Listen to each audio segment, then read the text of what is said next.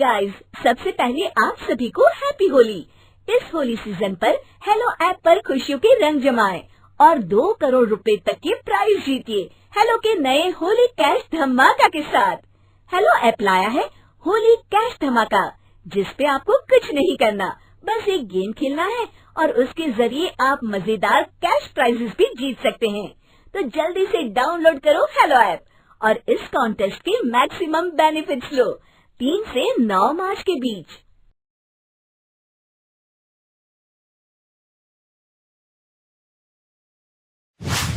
नीरू का बेटा फौज में बड़ी पोस्ट पर था। वो हमेशा तैनाती में बाहर रहता। घर में अकेली नीरू बोरियत महसूस करती थी।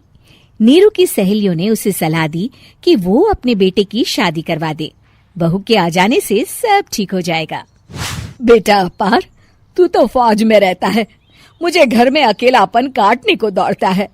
तू एक काम कर बेटा, शादी कर ले, फिर बहू के साथ मैं घर में आराम से रहूंगी। क्या माँ, मैं जब तक मेजर नहीं बन जाता शादी नहीं करूंगा।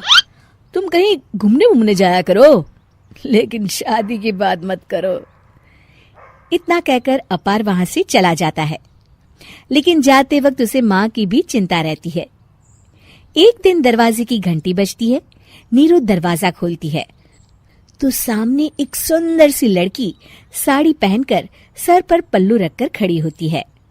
कौन हो तुम बेटा, और तुम्हें किसने भेजा है? मेरा नाम कंचन है और मैं आपके बेटे अपार की बीवी और आपकी बहू हूँ। तभी घर का फोन बजता है। नीरू फोन उठाती है तो अपार का फोन होता है। माँ, कंचन आ गई। वो आपकी बहू है माँ, और मैंने उससे शादी कर ली है। आप अकेली रहती है तो मैंने आपके लिए शादी कर ली माँ। अच्छा बेटा, बहू तो आ गई, बहुत सुंदर है। अब ना मैं आराम से घर में खुश रहूंगी।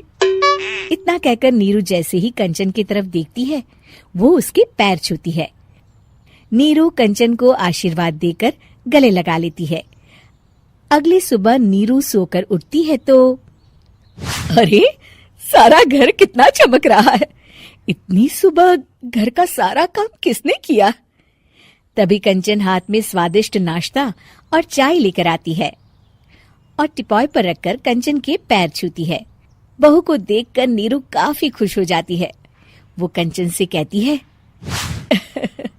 कंचन बेटा, आज मेरे घर में किटी पार्टी है, तुम मेरी सहेलियों के लिए कुछ अच्छा बना लेना। माँ, मुझे अच्छा बनाना नहीं आता, आप बता दीजिए, मैं बना दूंगी। अरे मैं भी तो नहीं जानती।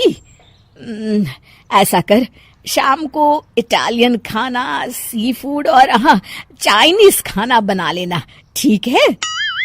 कंचन नीरू की बात सुनकर खुश हो जाती है। हाँ माँ, मैं तो ये सब बना सकती हूँ, आप चिंता ना करें।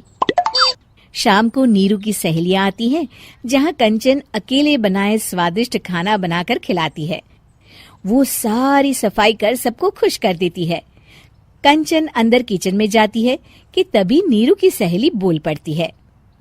अरे नीरू, तेरी बहू तो बड़ी परफेक्ट है, तेरी हर बात मानती है और सारा काम भी अकेले करती है, तुझे शिकायत का मौका भी नहीं देती। लेकिन क्या फायदा, बेचारी नीरू का जीवन तो बहू के आने के बाद भी बोरिंग का बोरिंग ही रहा। क्यों, ऐसा क्यों बोल रही है? अब तो मेरे साथ मेरी बहू भी रहती है। हाँ, रहती तो है, लेकिन मैं ऐसी लड़कियों को बहुत अच्छे से जानती हूँ। ये सारे काम इसलिए करती है कि तुझे लड़ाई करने का कोई मौका ना मिले और तू फ्रस्ट्रेट हो जाए, समझी?